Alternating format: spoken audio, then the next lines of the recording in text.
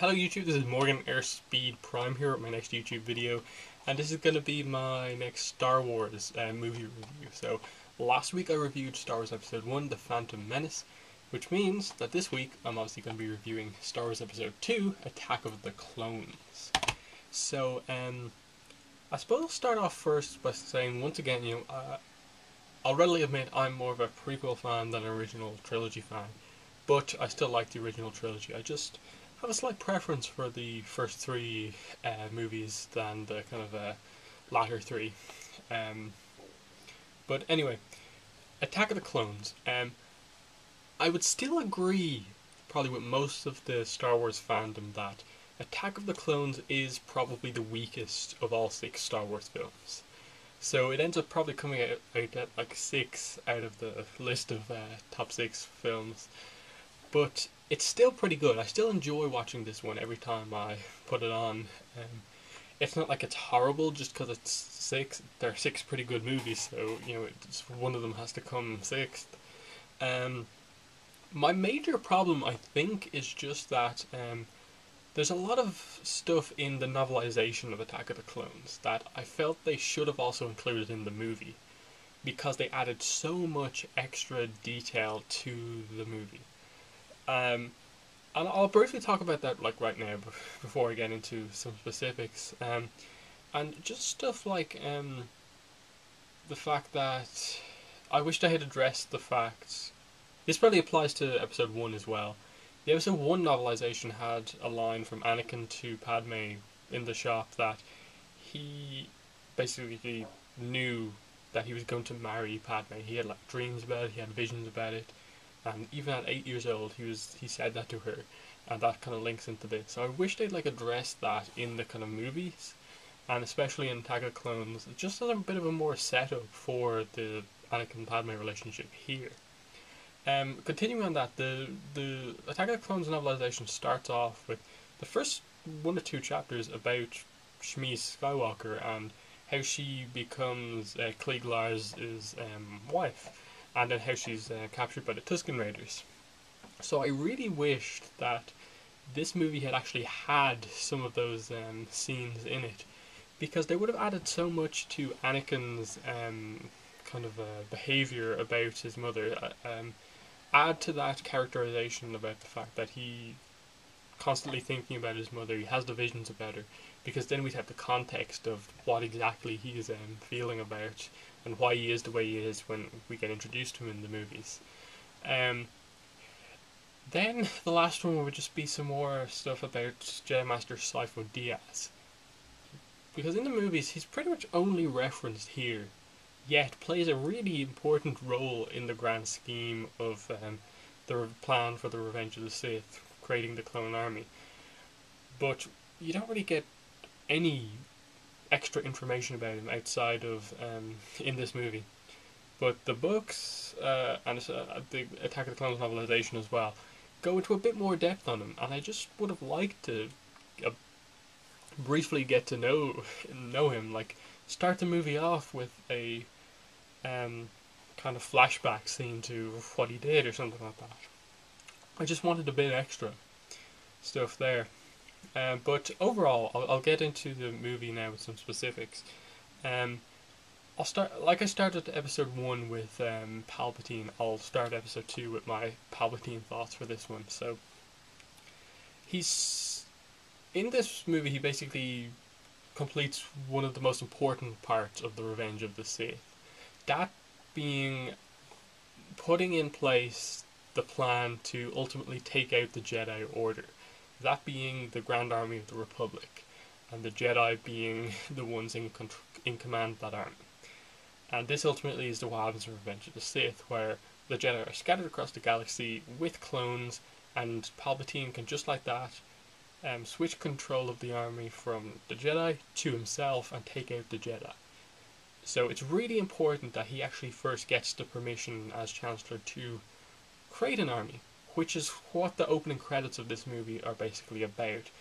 What's being discussed in the Senate at the moment is a formation of a Grand Army of the Republic in response to the separatist movement growing ever stronger. And with Palpatine, he's behind the separatist movement. Count Dooku is Palpatine's new apprentice. He's behind the Separatist movement, causing all this stuff. Who's one of the main Separatist guys? Newt Gunray, who Palpatine was manipulating in the previous movie with the blockade of Naboo, and now it's even more people. So Palpatine's plan is just endlessly clever, and then obviously this is where Padme comes into play. Why is she being having assassination attempts against her at the start of the movie? Because she is one of the main senators against for the creation of a Grand Army of the Republic.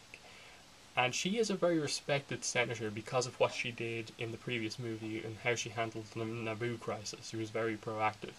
So she has a lot of respect for that in the Senate. So Palpatine needs to get rid of her, which means he gets Count Dooku to hire Jango Fett, who hires Zam Wesell, and then obviously that's where the assassination attempts come from.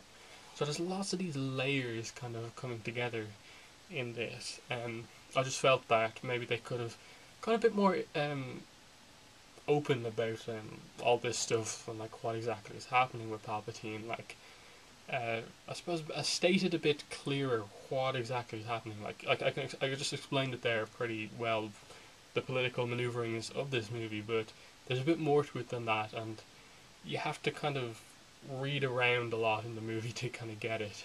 So, but overall, I think it's really well done. Actually, the whole what Palpatine does in this movie. And then, obviously, because Padme is getting assassination attempts, this is where the Jedi come into it. This is where Anakin and Obi-Wan come into it. Anakin then goes to Naboo with Padme to keep her safe, which leaves like a vacant position of the Senator of Naboo, which is where Jar Jar Binks comes back into play, and another manipulation from Palpatine. That being that Jar Jar Binks is basically manipulated into doing something, and he wants to prove himself to be just as good a representative as Padme is the senator. So he wants to do something, and in this kind of character flaw, he basically gets manipulated into doing something that Padme would never do. That being proposing to give Palpatine emergency powers to create a Grand Army of the Republic, and that works so well because it's not just Jar Jar being stupid.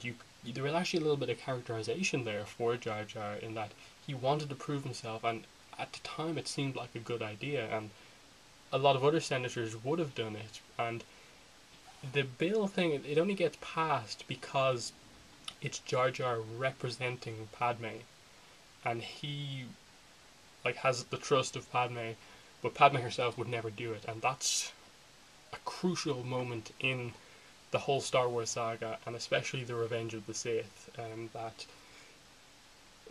Palpatine gets these emergency powers to go ahead with the Grand Army of the Republic. So that's brilliant. I'll get into Obi-Wan now, because this is probably my favourite part of the movie. Obi-Wan is my favourite Star Wars character. So him having this moment where he goes off on his own, he's now a Jedi Knight, nearly a Jedi Master, and he's going off to investigate the Jango Fett and the Camino Dart. And first of all, it leads to this really, really nice scene with Yoda and the youngling, showing the really good side of the Jedi, that they train these kids well. And that's the kid who kind of realizes that the Planet Camino has been erased from the archive memory, and the Yoda says the line about curious, the mind of a child, and that's something that adults couldn't get, and that really worked. And then that leads Obi-Wan on this really nice investigation kind of plot as he goes to Camino. He's the one to discover the mystery around the cloners and Jango Fett being the clone template, yet being hired by someone in the background. Jedi Master Sifo Dyas coming into play, and then he follows Jango Fett to Geonosis, and that's where they find out about the droid army foundry and that they're building up for an army. It's Count Dooku behind the idea. So Obi-Wan's plot is crucial to this movie, and I think it really works. He kind of holds it well as the kind of main hero of that side of the story. As I said, the reference to Sifo Dyas is nice, But if you just watch the movies and don't get into the expanded universe at all, that reference makes very little sense in the grand scheme of things. It comes out of absolutely nowhere, that reference, Jedi Master Cypher Diaz, and they only kind of briefly say a few things about him. So I felt like that's why they needed to maybe have a kind of side plot explaining what happened to Cypher Diaz or something like that.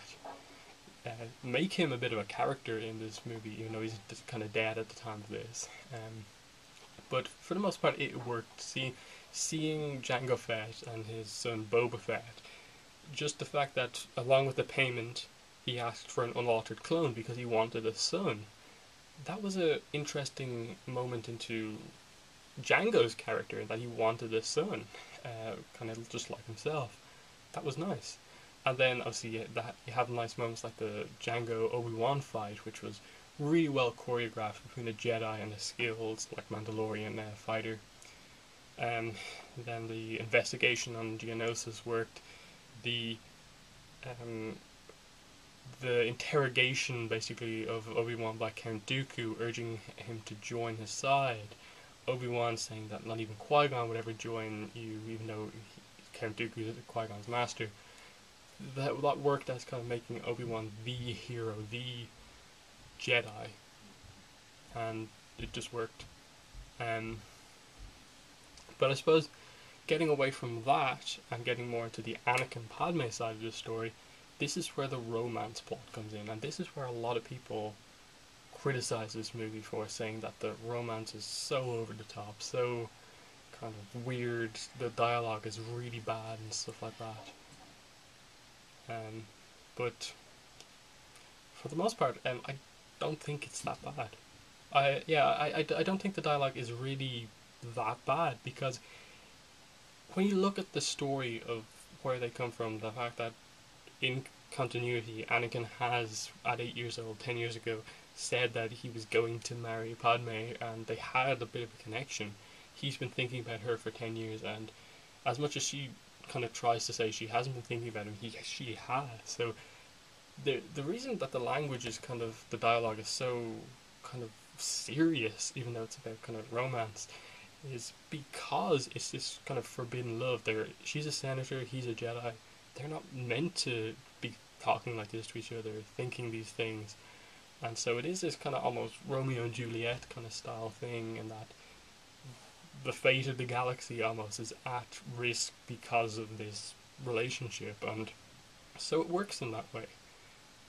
Again, I would have liked for them to include maybe a bit more um, background behind this, like I have explained before, but for the most part, it works, I think, because you have it's an important thing to tell, because it has to be done here. They couldn't tell a huge romance story in episode 1 because Anakin was too young.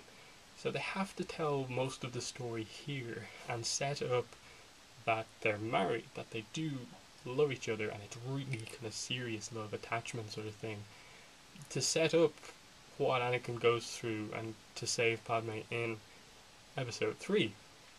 Because without that, it's not as intense in episode 3. Like, you don't understand why Anakin's doing it at all without what happens in episode 2 and where the relationship came about from. And it works. Along with that, something I forgot to mention was that I wish that this movie had included, from the novelization, the things that Padme has between herself and her family, where they're basically saying that she's too serious about her job, her role as senator, and that she's never had time to start a family.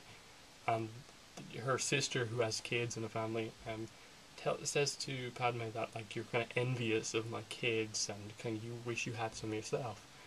And so I wish they had included that into the movie. That's probably the biggest one from the novelization that they needed to include, because on Padme's side of this like romance story, she's kind of against it and then gets into it. But if they had included that in the movie, it would have been so much clearer, and there would have been not as many issues, because I think in the grand scheme of things, that's why she gets into a relationship with Anakin, because she wants a family. That's why, she's happy about being pregnant in the third movie, and because of that thing, but it's only in the novelization that they actually make reference to that. So I really had wished, and that's probably my biggest negative about the whole movie, that they didn't include a scene with that in it. The relationship, the way it develops, makes sense. They have fun on Naboo, and then they kind of grow closer together as they try to save Obi-Wan. They go to Geonosis, that sort of thing.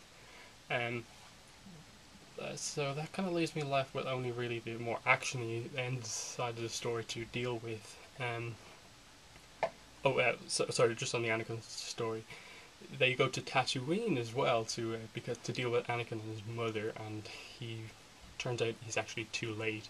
His mother dies in his arms. Again, I would have appreciated a bit more setup on Shmi and her situation, how she came to be with Clee, like was in the novelization. Um, but the scene itself was really well done. It felt the emotion between mother and son as kind of she was dying, and how proud she was of the fact that Anakin had become a Jedi, and she didn't feel bad that he couldn't save her or anything like that. She's just happy that she got to see him again before she died. And Anakin, obviously big on attachment, just loses it when his mother dies, and does the most un-Jedi thing imaginable, that being slaughtering every Tusken Raider in the vicinity, including the children, foreshadowing what he's going to do in Revenge of the Sith with the Jedi younglings. So that works. That works as a really emotional scene. That scene of him in an anger, kind of on the kind of scooter bike thing, going across the desert, worked.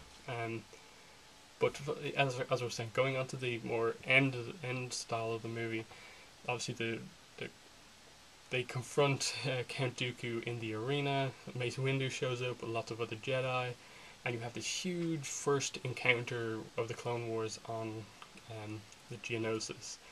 And it's nice to see a lot of Jedi, and it's pretty much the whole Jedi Order, more or less. The fighting was it was a nice fight scene, and then especially when Yoda comes in, you have stuff like Mace Windu killing Jango Fett, and Anakin fighting with Padme, and Obi-Wan going around the place, and that leads to the rest of the conflict, mainly focusing on the fact that Obi-Wan and Anakin go after Count Dooku, and they have the lightsaber fight of this movie. And the lightsaber fight works because Count Dooku is basically set up as this fencing master. He's a master swordsman, and better than both of them. But the big thing here is the comparison between this fight and the one from Episode 1. Obi-Wan and Qui-Gon work together against Darth Maul. Anakin and Obi-Wan don't work together because Anakin goes off on his own, further showing that he's not quite ready yet to be a Jedi, a full Jedi Knight. And then Obi-Wan shows a bit more kind of a mastery of things and kind of can deal with Count Dooku for the most part, but he's just not as skilled yet as Count Dooku. So this obviously sets up the fact that, even Obi-Wan can take out Count Dooku, which leads to Yoda coming into play, and Yoda being Count Dooku's master. And this worked really well, the fact that Yoda is just better at the Force than Count Dooku. He can block the Sith lightning with his hands. He doesn't need a lightsaber to do that. Great show of kind of this additional power that Count Dooku doesn't have. And then the lightsaber fight works. Yoda's age and size made up for by a crazy, acrobatic, speedy lightsaber style, and just completely overpowering Count Dooku, but Count Dooku just escaping by threatening Obi-Wan and Anakin. Obviously Anakin losing a hand in this fight, arm, and then the end of the movie with the wedding. And because of the amount of time this movie gave the romance, the wedding made sense, that they do love each other, they're in the relationship, it makes sense. And it also shows the fact that, Anakin's gone through a lot in this movie. He's lost his mother, couldn't deal with it, has disobeyed the Jedi teachings by having a wife, has another attachment, and also in regards to Darth Vader, he's now has part of him is a machine in the hand. So nice way to end the movie, I think, very much so. And for the most part, it is a pretty good movie.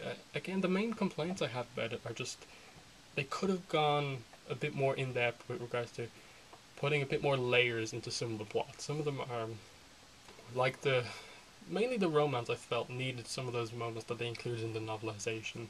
Maybe some of the Cypher Diaz stuff, I felt they needed more of the novelization included in that. But this movie is not as bad as I think most people say it is. The big complaint, obviously, would be the romance dialogue. But as I explained, I think it works given the kind of tone that's meant to be there of the romance and how important it actually is in the prequel movies with regards to the prophecy and what Anakin goes through because of this romance. It's serious business. And yeah, so overall, it's good, but there's definitely some flaws to this movie. So that's the end of my review. Thank you so much for watching this review, and I'll be reviewing Revenge of the Sith this time next week, so Monday. Thank you for watching, and bye.